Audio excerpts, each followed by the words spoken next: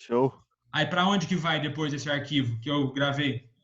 Provavelmente para os seus documentos, mas tem um pathing ali que você pode ver clicando no seu microfone na setinha, nas configurações e vai estar lá a pasta, mas depois você vê isso. Então, beleza, então. Então, vamos lá.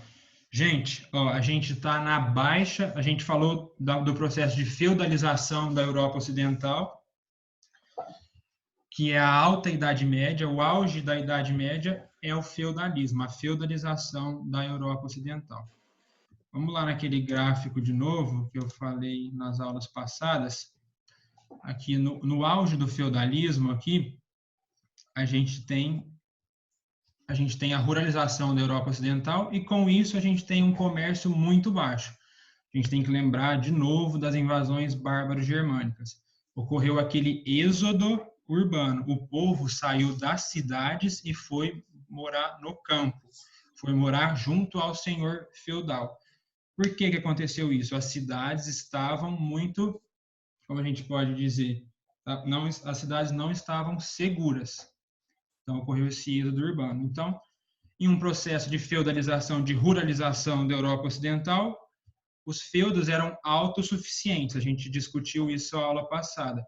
E eles não produziam excedentes, não produzia mais do que o necessário. Então, o comércio reduziu-se muito na Alta Idade Média. Majoritariamente, na Alta Idade Média, o comércio quase não existiu. Agora, na Baixa Idade Média, que a gente está aqui desde o século XII até o século XV, a gente vê o inverso. A gente vai, tanto é que a próxima matéria é renascimento comercial e urbano. Então, o comércio vai estar em alta no fim da Baixa Idade Média. Tanto é que o Enzo vai dar essa matéria, renascimento comercial, tá bom? E o feudalismo, com o fim da Idade Média, na Baixa Idade Média, vai estar em baixa, tá bom? A gente falou também do manso senhorial, do manso servil, de tudo aquilo que envolve o feudo como um todo. E agora a nossa aula é de Baixa Idade Média, de cruzadas. A gente, primeiramente, tem que começar definindo o que são as cruzadas. São expedições de caráter religioso e militar com o intuito de chegar à Terra Santa. A Terra Santa é Jerusalém. Então, até peguei aqui para grifar, ó. São expedições de caráter militar e religioso para conquistar a Terra Santa, Jerusalém, que estava sob domínio islâmico. Tá bom? Miga, não entendi nada, então vamos para um mapa aqui. Só um minutinho. Ó, aqui nesse mapa a gente tem as 8 cruzadas. Você pode perceber nesse mapa aqui que todas as cruzadas partem da Europa Ocidental, aqui é a Europa Ocidental, e vai em direção a Jerusalém, que é a Terra Santa. Então, são expedições religiosas e militares, olha os cavaleiros templários aí. São expedições religiosas e militares com o intuito de retomar o domínio completo sobre a Terra Santa, que é Jerusalém. Tá bom? Aqui é outro mapa das rotas das cruzadas.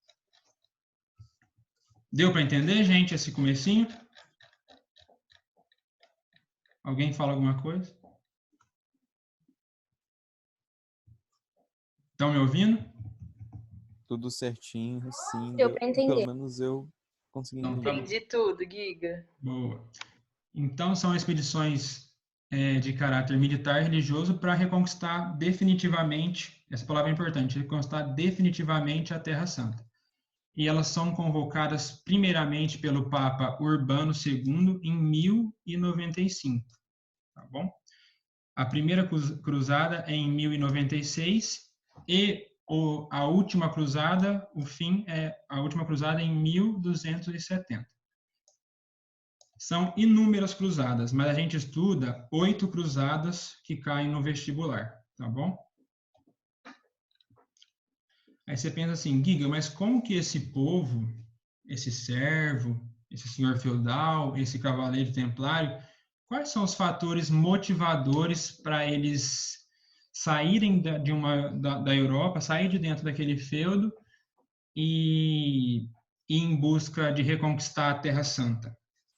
Então, quais são os fatores motivadores? Primeiro, a busca de terras. Lembra que a gente falou muito na aula passada que o sinônimo de riqueza na Idade Média, no período medieval, é aquele que tem muita terra? Lembra que a gente falou que era amonetária a economia na Idade Média, no período medieval? Então, quem é rico na Idade Média, no período medieval, aquela pessoa rica, né? Vamos falar didaticamente, rica, é aquelas pessoas que têm terras, que são nobres. Quem é o nobre na Idade Média, no período medieval? Aquela pessoa que tem terras, tá bom? Então, o primeiro fator motivador é a busca de terras. Busca de terras como? Roubando dos muçulmanos, tá bom? E também lembra dos cavaleiros templários? Dos cavaleiros, na verdade, o cavaleiro é aquele filho de um senhor feudal, sem ser o primeiro na linha sucessória, o segundo, ou terceiro, ou quarto filho. Ele não tinha direito a terras. Quem tinha direito era só o primeiro filho do senhor feudal. Então, o cavaleiro é aquele que vai também, nas cruzadas, conseguir terras dos muçulmanos. Tá bom? Um segundo fator motivador: saquear o infiel, o muçulmano. Quando eu falo infiel ou muçulmano, é na visão cristã do período medieval. Na visão cristã no período medieval, o infiel era o muçulmano, tá bom? Então, furtar as riquezas do muçulmano. Porque até chegar em Jerusalém, eles iam saqueando todas essas regiões, tá bom? Até chegar aqui em Jerusalém. Didaticamente, as cruzadas é isso. Eles saíam da Europa Ocidental e iam até Jerusalém. Outro fator motivador das cruzadas: a busca por absolvição dos pecados, uma motivação religiosa. Giga, por que uma motivação religiosa? Em um período medieval, na Idade Média, a instituição mais forte é a igreja, naquela época. Então, também o servo, o senhor feudal, o cavaleiro, ir para as cruzadas, ser um cruzadista, ele teria a sua absolvição dos pecados, por mais que ele morresse durante esse trajeto. Então, era uma motivação religiosa. Vamos lembrar também que, na Idade Média, as únicas pessoas letradas, com capacidade de intenso raciocínio, assim a gente pode falar, são as pessoas do clero. Então, essas pessoas também não tinham como pensar assim, eu vou para lá, mas vou morrer. Não, tá bom? Então, a gente também, um quarto fator é o aumento da população europeia. Os feudos, na Baixa Idade Média, estavam com excedentes de população dentro daquele feudo. Excedentes de quem? Por exemplo, os servos tiveram vários filhos. E o feudo, como é autossuficiente, não estava conseguindo, não estava aguentando tantas pessoas dentro daquele feudo. Então, também, devido a esse excedente populacional, o senhor feudal mandava esse povo embora e mandava esse servo ir para e ser um cruzadista nas cruzadas, porque ele sabia que, sendo um cruzadista nas cruzadas, ele ia acabar morrendo, esse servo, entendeu? E ia desafogar o feudo dele. É uma quarta característica, tá bom? Então, esses são os fatores motivadores das cruzadas, tá bom, gente? Aqui eu coloquei uma questão que dá para a gente fazer aqui. Ó. O movimento cruzadístico, iniciado no século XI, revelou as tensões sociais próprias ao mundo feudal, que se expressaram, aí eu já até coloquei a resposta, na ascensão de guerreiros europeus, excluídos da herança de terras. Quem são esses guerreiros europeus excluídos da herança de terras? Os cavaleiros. Aqui eles, ó. Aqui eles. A posição de senhores feudais na Terra Santa. Giga, não entendi que elevar esses cavaleiros à posição de senhor feudal na Terra Santa. Então, os cavaleiros eles tinham uma motivação também, buscar terras. Assim que eles conseguiam terras, que eles roubavam furtavam as terras dos infiéis, eles automaticamente se tornavam nobres e um senhor feudal na Terra Santa, tá bom? Em uma Idade Média, a gente pode pensar isso. Então, letra E dessa questão, acho que caiu no Enem ou na Unesp, não lembro. Deu para entender a questão, gente?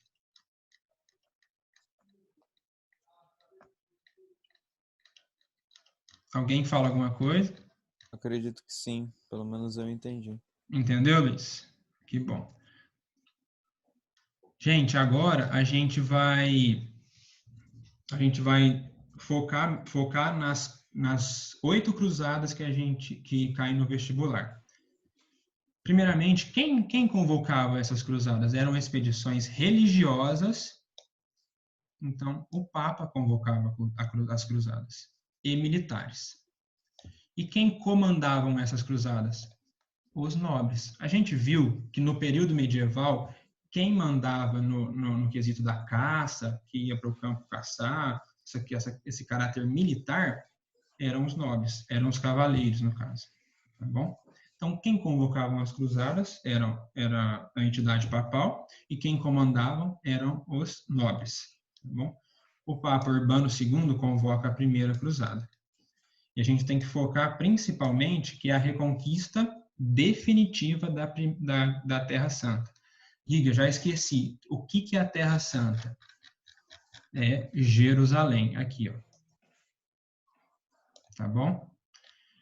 Esse mapa retrata muito bem as 8 cruzadas, tá bom? Giga, onde que eram os saques que eles saqueavam a cidade, por exemplo? Por exemplo, Constantinopla. Eles saquearam Constantinopla, acho que na 4ª cruzada. A gente vai chegar nisso já já, tá bom? Então vamos começar pela primeira cruzada. A primeira cruzada ela pode ser subdividida em 2 outras cruzadas. A cruzada dos mendigos, que não teve uma grande organização, eles foram derrotados e mortos na Ásia, tá bom? E a cruzada dos senhores feudais, dos nobres. E essa primeira cruzada, ela teve um caráter efetivo, ela reconquistou parcialmente a Terra Santa. Reconquistando parcialmente a Terra Santa, reconquistando parcialmente Jerusalém, eles criaram o reino de Jerusalém lá na Terra Santa. Note, eu falei, é uma reconquista parcial da Terra Santa, não é uma reconquista definitiva da Terra Santa, o que era o objetivo das cruzadas. Tá bom? E durante todas essas cruzadas, a gente tem que focar também nas ordens dos cavaleiros. Essa ordem aqui dos cavaleiros são os cavaleiros templários, que você está vendo aí no seu computador. Os cavaleiros templários eram aqueles que faziam a segurança no templo lá de Jerusalém, no reino de Jerusalém. Tinha também os cavaleiros hospitalários, que eram responsáveis pelo serviço de saúde de todos os cruzadistas durante o processo cruzadístico, desde sair da Europa Ocidental até chegar em Jerusalém, na Terra Santa. Então, esses cruzados, a gente pode chamar de cruzados. Os cruzados, eles se acidentavam no meio do trajeto, tinha guerra, briga, não sei o que lá, e os responsáveis pelos cuidados de saúde são os cavaleiros hospitalários. E também tinha os cavaleiros teutônicos, que eram cavaleiros de origem germânica, tá bom? Mas o que mais cai no vestibular e no Enem são os cavaleiros templários, que cuidavam da segurança do reino de Jerusalém, tá bom? Lembrando, o cavaleiro é o filho daquele senhor feudal que não estava na linha sucessória de ganhar terras, tá bom? Vocês viram que cai isso no vestibular, já caiu na Unesp, a gente tem que saber desse conceito, senão a gente não consegue fazer a questão. Então, a primeira cruzada, ela teve um êxito parcial, tá bom? Agora vamos para a segunda cruzada, ela não teve êxito.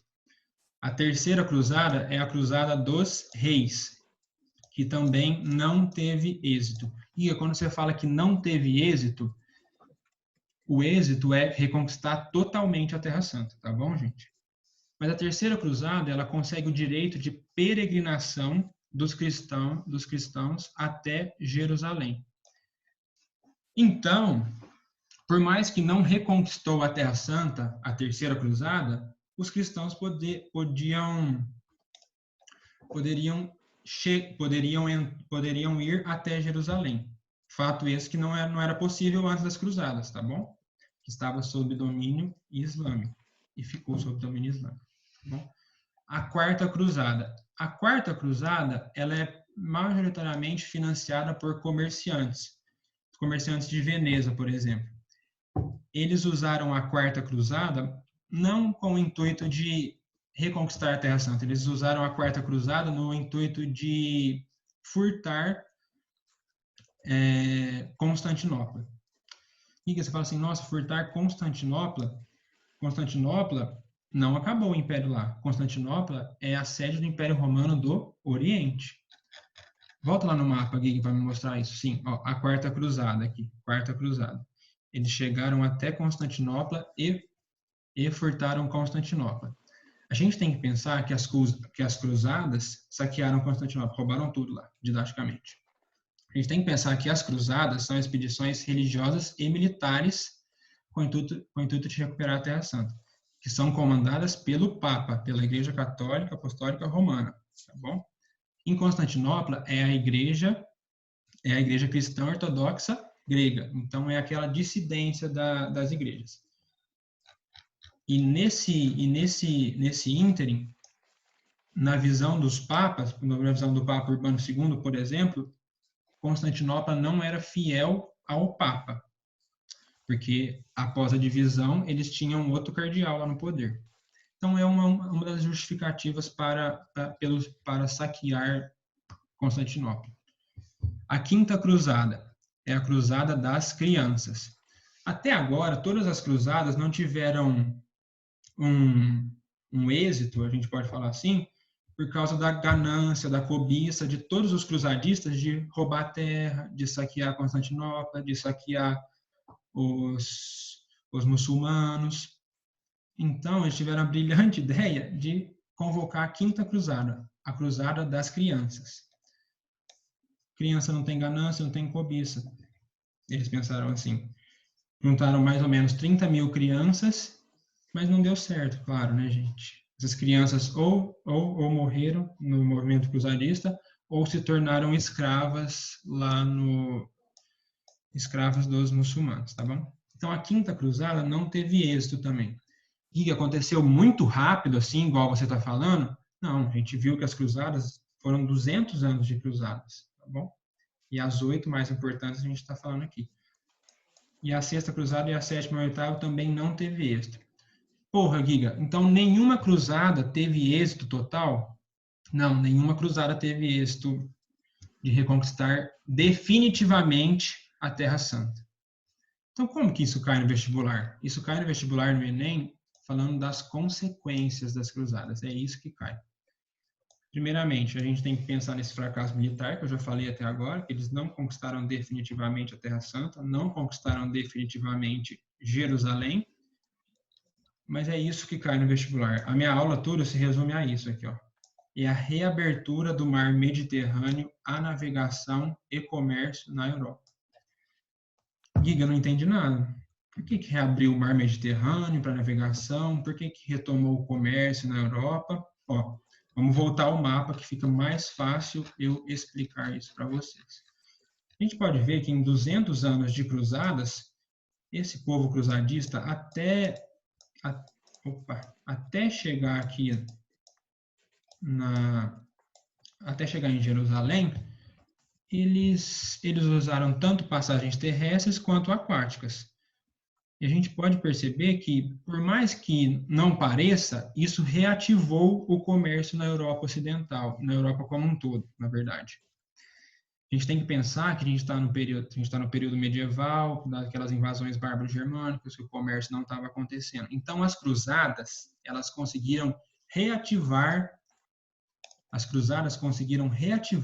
esse comércio que não estava em alta na Idade Média, no fim da Idade Média. Tá bom? Antes, o mar Mediterrâneo, muitas questões eles trazem assim, que era um lago muçulmano. Por que era um lago muçulmano? A gente estava numa Europa permeada por feudos. tinha o feudo e o senhor feudal. Vários feudos com seus senhores feudais. Comércio, zero. Entendeu? E qual que era o império nessa época também que estava acontecendo conjuntamente a isso tudo? O Império Islâmico. Então, várias questões de vestibular trazem dessa forma, que o mar Mediterrâneo era um lago muçulmano. E agora, com as cruzadas, ele foi aberto à navegação. E abrir o mar Mediterrâneo à navegação é incentivar muito o comércio na Europa, por exemplo.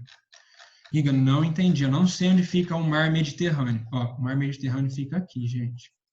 Tá bom?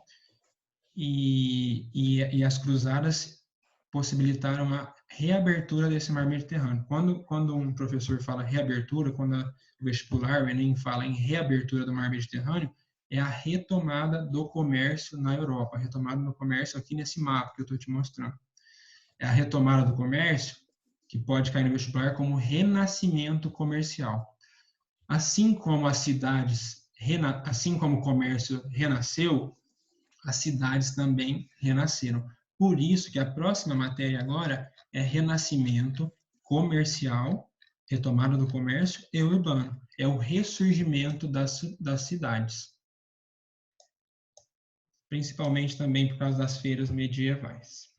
E a gente vai ver também, mais para frente, com esse renascimento comercial, daqui a pouco vai surgir as teorias, dentre elas o capitalismo, o surgimento do capitalismo, tá bom? Então, é o ressurgimento das atividades econômicas. E ressurgindo atividades econômicas, reativando o comércio nessa Europa que não tinha comércio, é definitivamente a queda do sistema feudal. É a queda do feudalismo. Por isso que a gente está na Baixa Idade Média. Gente, é isso. Ó. Eu deixei uma questão aqui, mas não vai dar tempo de eu fazer. Já tá, essa aula que eu fiz aqui está no YouTube também, e lá tem todas as questões, eu comentei as questões. E agora, gente, eu queria abrir para dúvidas de vocês, que vocês não entenderam, pode me perguntar, tá bom? Eu tenho uma dúvida. Pode falar. Eu queria saber se na queda do feudalismo houve troca de poder. Por exemplo, quem era senhor feudal e tinha terras ficou pobre, e quem era pobre passou a ter dinheiro, ou não houve esse tipo de fenômenos? Você fala no sentido daquela pirâmide estamental, de ter uma... Exato, exato. Então, o que a historiografia fala para a gente é que durante a Idade Média por completo, desde a Alta Idade Média até a Baixa Idade Média, era uma sociedade estamental, que não tinha mobilidade social, tá bom?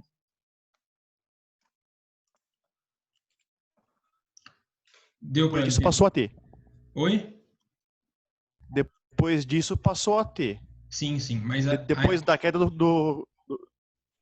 Pode falar. Depois da queda do feudalismo passou a ter mobilidade social. Então, a gente vai começar a falar em mobilidade social na Idade Moderna, com o fim do Império Romano do Oriente, em 1476. Agora que em 1270, com o movimento cruzadista, a gente não pode falar em um fim de mobilidade social, tá bom? Beleza. Então tá bom, é isso. Alguém tem mais alguma dúvida, gente? Pode perguntar, estou à disposição.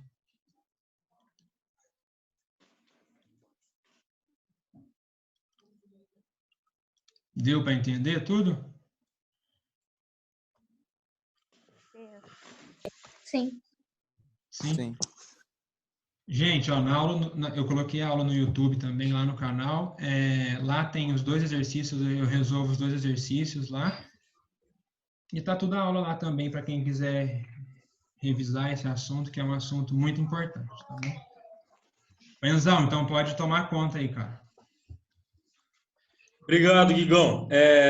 Galera, queria agradecer o Giga aí por hoje, aí, pela participação. É muito bom assistir uma aula dele, já assisti outras. Ele é sempre muito lúcido e traz sempre explicações muito boas para a gente, né? Cara, e, obrigado, galera, pegando o gancho do que ele terminou falando... te amo, Giga. Te amo, cara. Ó, pegando deixei você como host aí, ó. Beleza. Obrigado, viu? Beleza? Obrigado mesmo. Um abraço, gente. Eu vou assistir aqui. Fechou. E pegando o gancho aí do que o Guigão falou para a gente, e continuando aqui com a discussão a respeito de Baixa Idade Média, de fim do período do feudalismo, eu vou trazer a discussão a respeito do renascimento comercial e urbano. E antes de eu realmente começar a falar da matéria, galera, eu queria pedir uma participação de vocês, por gentileza. Eu queria que vocês me falassem o que vocês entendem por capitalismo, assim, o que vocês já ouviram falar, porque a gente vai conversando e vai construindo junto a nossa aula. Então, por favor, o que vocês entendem por capitalismo? O que vocês já, quando a palavra capitalismo aparece para vocês, o que vem à mente de vocês? Fins lucrativos. Burguês safado. Sistema econômico baseado no capital. Beleza, sistema econômico baseado no capital. Muito bom, Luizão. Foi você que falou, né? Sim. E quem mais, galera? Vamos lá. O burguês safado foi bom também. Quem mais, galera? A intenção seria girar o capital entre a população, mas parece que é mais o acúmulo de capital do que a ferramenta em si girando. Beleza, muito bom, Marcos. Aí você trouxe também, além de uma ideia sobre o capitalismo, uma crítica a ele. Muito legal o seu comentário.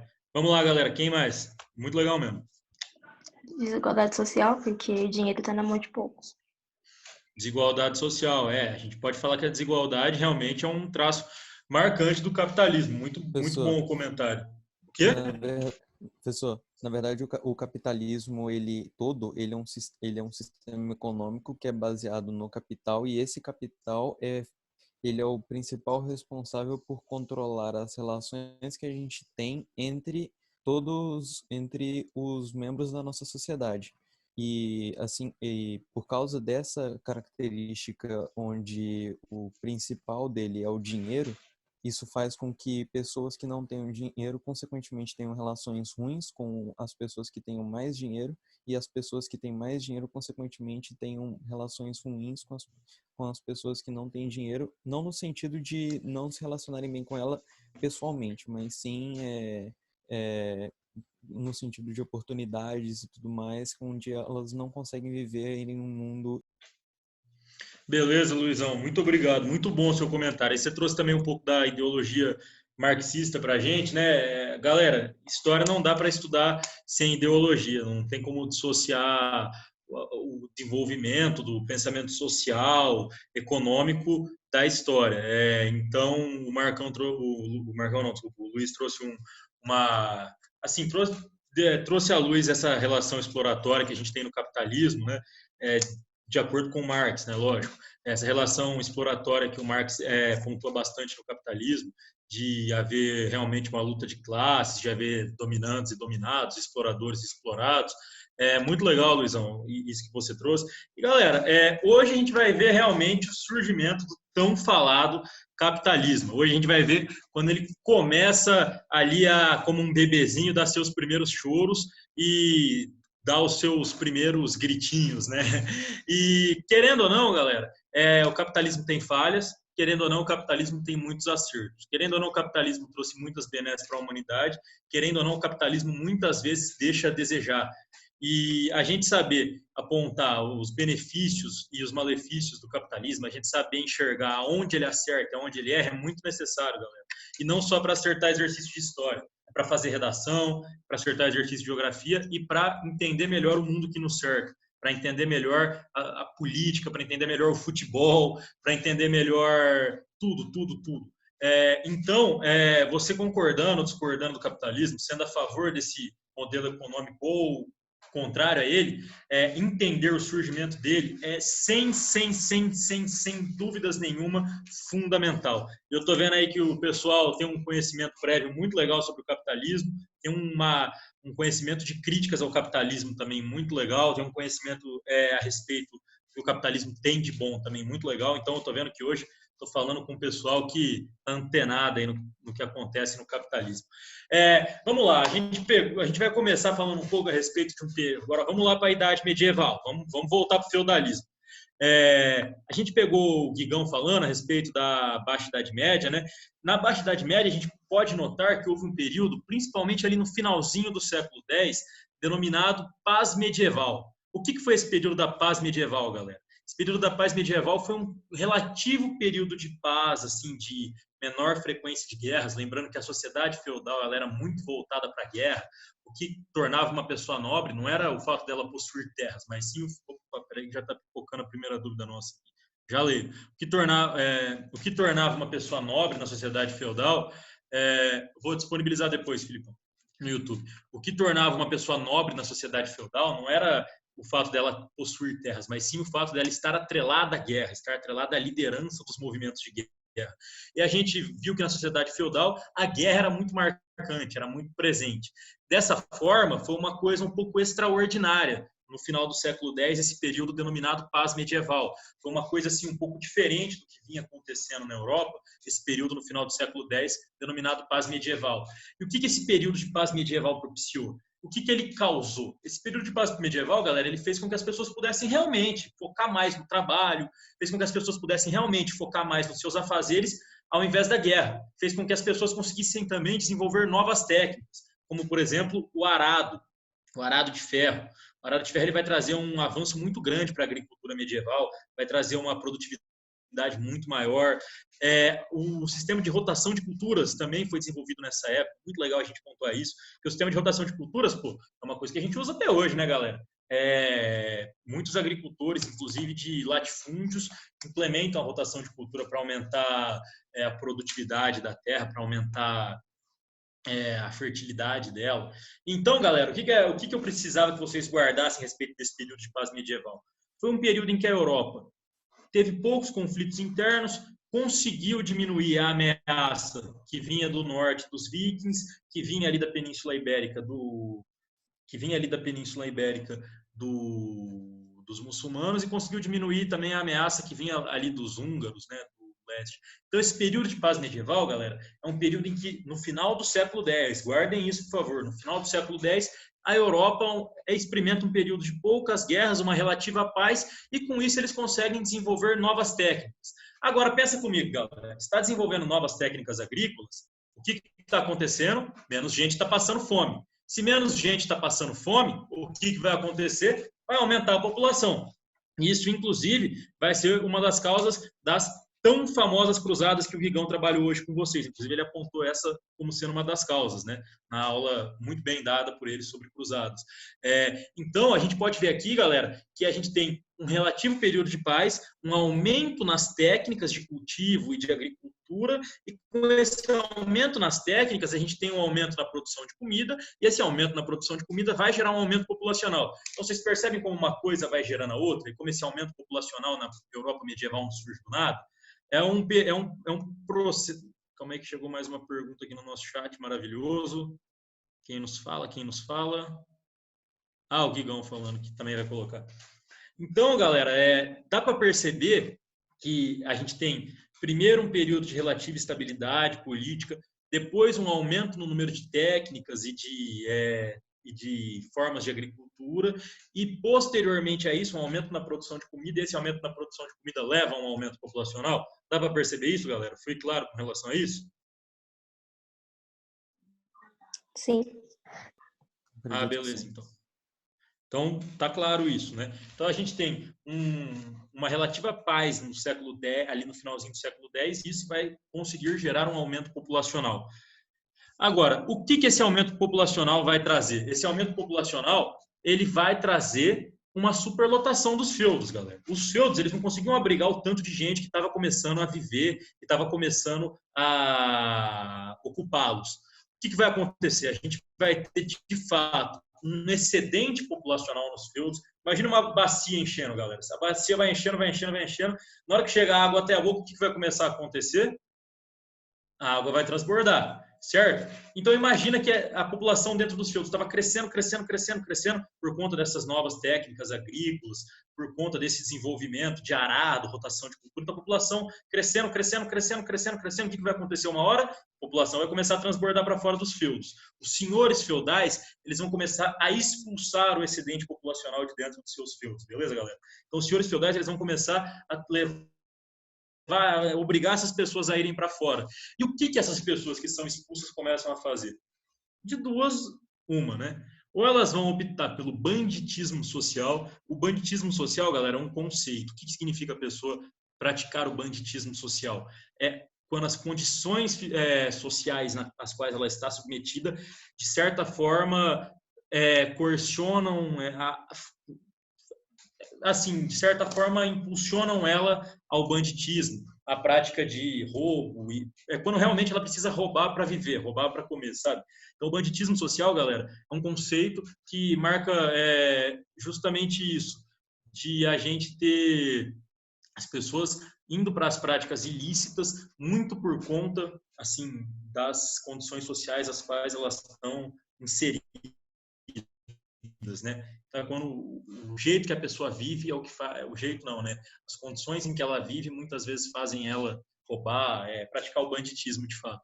Então, muita gente, como eu disse, de duas uma, muita gente optava pelo banditismo social, mas também muita gente optava por migrar para as cidades e começar a desenvolver lá atividades de comércio, artesanato.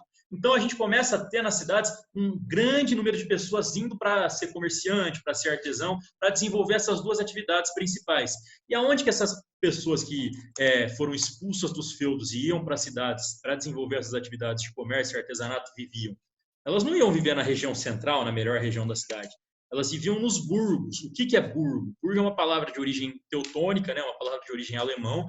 A etimologia dela é alemã, né? E significa periferia. Beleza, galera? Significa borda. Na verdade, burgo é a palavra que gera borda, né? Gera a palavra borda.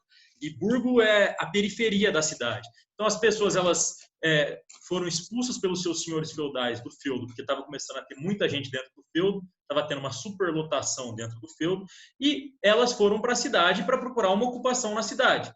Isso as pessoas que decidiram ir para a cidade trabalhar. Algumas pessoas optaram pelo banditismo social. Então, dentre aqueles que não optaram pelo banditismo social, por roubar, por desenvolver atividades ilícitas, alguns foram para cidades. E o que eles faziam na cidade? Principalmente comércio e artesanato. E aonde eles viviam? Eles viviam na periferia, nas bordas, nos burgos da cidade. O que vocês já devem ter imaginado? Quem são essas pessoas que foram para cidades e passaram a viver nos burgos? Burgueses. Perfeito. Bela conclusão. Então, aí que está o surgimento da burguesia. A burguesia ela tem o seu surgimento associado a essa paz medieval do século X, que gera inovações técnicas, como arado de ferro, rotação de culturas, e essas inovações técnicas vão causar um aumento populacional, e esse aumento populacional, por sua vez, vai obrigar as pessoas a saírem dos feudos. Os senhores feudais vão expulsar as pessoas dos feudos. Ao serem expulsas, algumas pessoas iam para a cidade, começavam a desenvolver funções de comércio e artesanato e optavam não, né? Iam viver nos burgos, nas periferias da cidade. E essas pessoas justamente vão ser os burgueses, né? Então, como a gente pode ver, a burguesia ela não surge como a classe social dominante, ela não surge como a classe social de maior poder econômico e político, como é atualmente. A burguesia ela tem um surgimento, uma gênese, ela começa pobre, ela começa sem poder político, ela começa como realmente os escorraçados dos feudos, e gradualmente ela vai acumulando poder econômico e posteriormente ela vai começar a acumular poder político. Então é interessante a gente perceber que a burguesia ela não surge como classe dominante, ela surge justamente como classe marginalizada. Beleza, galera? Até aqui? Tá dando para entender? Sim, pelo menos eu entendi. Valeu, Luizão, obrigado. Vamos lá, aqui a gente tem um retrato muito bacana que mostra realmente a gênese da burguesia, né? Que um cidadão fazendo comércio de objetos se eu não me engano, é de ouro, mas eu não lembro corretamente. Mas aqui a gente pode ver realmente uma imagem que relata esse surgimento da burguesia. Essa imagem já foi muito frequente nos vestibulares, nos concursos públicos, beleza, galera? Então, ela relata bem o surgimento da burguesia. Então, voltando aqui para a gente reforçar, a gente tem a paz medieval. Na paz medieval, técnicas novas surgem, essas técnicas novas causam um aumento populacional, e esse aumento populacional faz com que comece a transbordar a população dos feudos. Esse transbordamento, esse excedente populacional que era expulso pelos senhores feudais, vão viver nos burgos e fazer comércio e artesanato. Vão ser a famosa burguesia, que a gente consegue observar aqui nesse quadro, principalmente na figura deste senhorzinho maravilhoso. Muito gato. Então vamos lá, galera.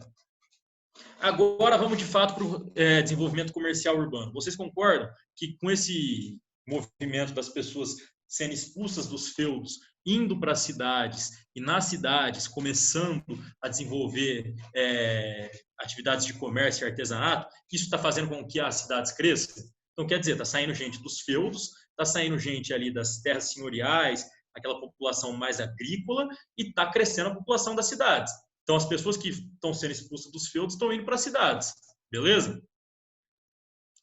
Além disso, vocês conseguem perceber também que quando as pessoas começam a ir para a cidade, começam a desenvolver o comércio nas cidades, quando elas optam por essa atividade comercial nas cidades, o comércio está aumentando. Então, ao mesmo tempo, o desenvolvimento das cidades impulsiona o desenvolvimento do comércio e, ao mesmo tempo, o desenvolvimento do comércio impulsiona o desenvolvimento das cidades. Então, a gente pode falar que tanto as cidades crescendo ajudou o comércio, como o crescimento do comércio ajudou as cidades a crescerem. É uma via de mão dupla. É um processo histórico em que um ajuda o outro a crescer. O comércio, ali no final da Idade Média, ajudou as cidades a se desenvolverem e o desenvolvimento das cidades ajudou o comércio a se desenvolver. Então, uma via de mão dupla. Aqui um negócio muito interessante, galera, um fato muito interessante, é a respeito da cunhagem. O que é a cunhagem? É você carregar moedas como meio de acumulação de riqueza. Durante a maior parte da Idade Média, a gente teve uma circulação monetária baixíssima, quase inexistente na Europa. A circulação monetária era muito ínfima, muito pífia. A gente tinha uma circulação monetária muito baixa na Europa. Por volta do século XIII, a gente vai ter uma volta das moedas, a gente vai ter a circulação monetária voltando a ocorrer. Por quê? Justamente porque o comércio voltou a ocorrer. Vocês concordam que para um comerciante que tem que ir de um lugar para o outro, comprar uma coisa aqui, vender uma coisa ali, é muito ruim para ele ter como único meio de riqueza a terra, o bem terreno, o bem material? O que ele precisava? Ele precisava de um meio mais fácil de carregar essa riqueza. E esse meio mais fácil de carregar a sua riqueza realmente foi a volta das circulações das moedas e, com isso, permitindo a cunhagem, que é o que? O hábito de você carregar moedas. Então, no século XIII, principalmente, galera, quando esse desenvolvimento comercial urbano já estava mais aflorado, já estava pegando mais fogo na Europa, a gente vai ter a volta da circulação das moedas, beleza? O que essa volta da circulação das moedas propiciava? Propiciava um mais fácil comércio. Ela tornava o comércio muito mais fácil de ocorrer. Nosso tempo está acabando aí, galera. Vou tentar ser bem breve aqui. Dentre as cidades que se destacaram como polos comerciais, dentre as cidades que se destacaram nessa volta do comércio, nós temos Gênova, Veneza e Florença. Essas cidades aí, galera, são cidades italianas, né, que estão na costa do Mediterrâneo. O que essas cidades vão ter o que essas cidades, principalmente Veneza e Florença, vão ter em comum? Que elas vão ser cidades em que o renascimento cultural vai estar mais aflorado, em que o renascimento cultural vai estar mais desenvolvido. O porquê disso, galera? Porque justamente nessas cidades que a burguesia mais se desenvolveu. E por ter uma burguesia mais desenvolvida, essas cidades tinham mais pessoas para financiar os artistas. E dessa forma, eram terrenos mais férteis, eram cidades mais fáceis do renascimento cultural ocorrer. Beleza, galera? Então, como a gente pode ver aqui, o aumento da cidade, tanto o aumento da cidade impulsionou o aumento do comércio, como o aumento do comércio impulsionou o aumento das cidades. No século XIII, a gente tem a volta pesada das moedas a circularem. O que isso propiciava? Isso propiciava um mais fácil comércio, isso ajudava o comerciante. A gente teve 3 cidades na Itália, Gênova, Veneza e Florença, que se destacaram nesse desenvolvimento comercial. Essas cidades elas possuíam comércio principalmente de especiarias, galera. Então, quem estiver anotando, anota aí, por favor, que isso é importante. Gênova, Veneza e Florença, na Baixa Idade Média, vão ser centros de referência em especiarias, né, na Europa. Eram cidades em que tinha um comércio de especiarias muito desenvolvido. E o que o fato dessas cidades possuírem um comércio muito grande propiciou a elas? Propiciou que elas tivessem burgueses que conseguissem bancar os artistas, fez com que elas tivessem burgueses que conseguissem arcar com as despesas dos artistas. E isso faz com que essas cidades sejam os principais centros do renascimento cultural. Beleza, galera? Então a gente viu que as moedas voltaram no século XIII, e essa volta das moedas vai ser muito importante para o desenvolvimento comercial da Europa, para a continuidade do desenvolvimento comercial da Europa. Aqui, ó, galera, como a gente pode ver nessa imagem, aqui a gente tem essas cidades na Itália que eu citei, que tinham um comércio de especiarias muito aflorado, e aqui no Mar do Norte, aqui entre Holanda, Rússia, principalmente entre a Holanda e a Rússia, a gente tinha um desenvolvimento muito grande de comércio de tecidos. Então, aqui nessa região era comércio de especiarias, aqui comércio de tecidos. Beleza, galera? Hoje acabou demorando um pouquinho para começar, né? Entre uma aula e outra e tal. Então, eu vou parar por aqui para não atrapalhar o próximo professor, galera. E aí eu dou na próxima aula a respeito de guildas, corporações de ofícios e ranças, e dou também o movimento comunal. Beleza, galera? O movimento comunal é legal, é importante. E fiquem, por favor, aí com essa frase em alemão, né? Eu não sei alemão, mas eu pesquisei a tradução. Significa o ar da cidade liberta. E percebam, por favor, se eu pudesse pedir para vocês perceberem alguma coisa dessa aula, guardarem alguma coisa dessa aula, pediria para vocês guardarem que a população na Europa vai deixando de ser feudal, vai voltando a ser urbana, e a burguesia cada vez mais vai acumulando poder econômico. Muito obrigado, galera, pela atenção. Deu para entender? Dá um feedback aí, por favor. Fala o que vocês acharam. Quem tiver com alguma dúvida, fica à vontade para falar, por favor. Pessoal, não fecha a sala, não. Já mandei mensagem lá no grupo pro próximo professor entrar aqui, se já tá aqui, porque já tá com tempo infinito. Beleza, obrigado, viu, Luiz? Alguém quer fazer alguma pergunta? Por favor, galera. Ou quer fazer algum comentário? Eu não sei onde que eu li, na verdade eu sei, né, num livro de história. Que, se eu não me engano, Gênova tinha uma escola de navegação, da onde surgiu, onde Portugal aprendeu a navegar, que dali surgiu a vontade também de poder avançar a navegação, né? A escola, se eu não me engano, é genovesa. E aí, muito bem apontado, Margão, a escola genovesa de navegação era fortíssima. E o porquê disso? Por que Gênova precisava de uma escola genovesa de navegação muito forte? Porque quem sabia navegar conseguia realizar um melhor comércio. Se a pessoa sabia navegar, ela conseguia ir para mais longe, comprar coisas de mais longe, trazer mais para cá.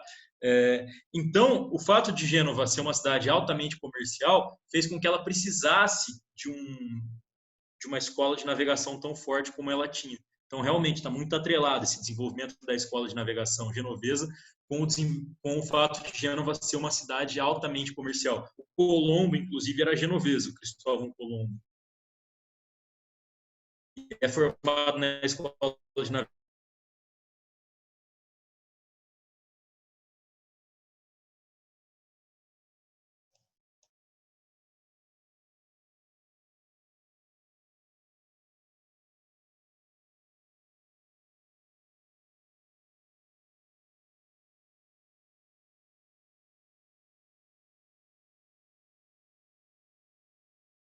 Muito forte.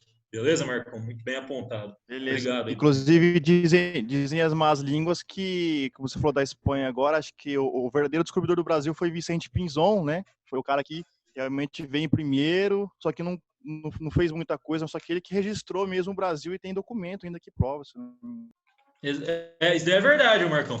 Tem um vídeo muito legal, não sei se você conhece ele, acho que você deve conhecer, o Eduardo Bueno. Sim, sim. O Peninha, né? Ele tem um canal no YouTube que chama Buenas Ideias. E, puta, é um canal muito legal, eu acompanho direto. E ele tem um vídeo sobre o Pinzon. O vídeo chama Pinzon, o verdadeiro descobridor do Brasil. Eduardo Bueno, assim, para quem se interessar, galera, também tem um livro muito legal que é Brasil, uma História. E ele tá aí, o Eduardo Bueno também. Você já leu? Não, eu nunca li, mas eu acompanho ele e o canal dele há muito tempo. Ele é muito bom, né? Putz. Eu tenho esse livro aí, desse livro que eu tirei essas paradas aí, meu. O Brasil, uma História? Eu tenho ele. Boa, cara. Juro por Deus. Nossa, eu tô a fim de comprar. Juro, cara. Já faz um tempo já. Que louco, velho. E é isso aí, galera. Vou passar a bola aí pro próximo professor, que eu já tomei muito tempo. Desculpa de verdade que demorou um pouquinho para começar a aula hoje. Muito obrigado pela atenção de todo mundo, galera. Acompanha lá o canal Buenas Ideias do Eduardo Bueno, que é muito top. Um abração aí para todo mundo. Falou, galera. Obrigado mesmo. Enzão. Eu. Coloca o próximo professor de host. Quem que é? Então, Quem eu que é? acho que era pra ser o Léo, né? Porque Geometria. agora. Mas ele não tá na sala. Quem que é? O Léo Léo? Watanabe. Léo Watanabe, filho? Leonardo Yamamoto Watanabe. Como é que eu agora... Ó, gravou tudo a aula. Como é que eu pego a aula aqui? Vou pausar. Ó, Pause vai lá. recording. Ô, Giga, Acabei de ver aqui. Pode Giga, falar, amor. Pode falar. vai lá no seu. No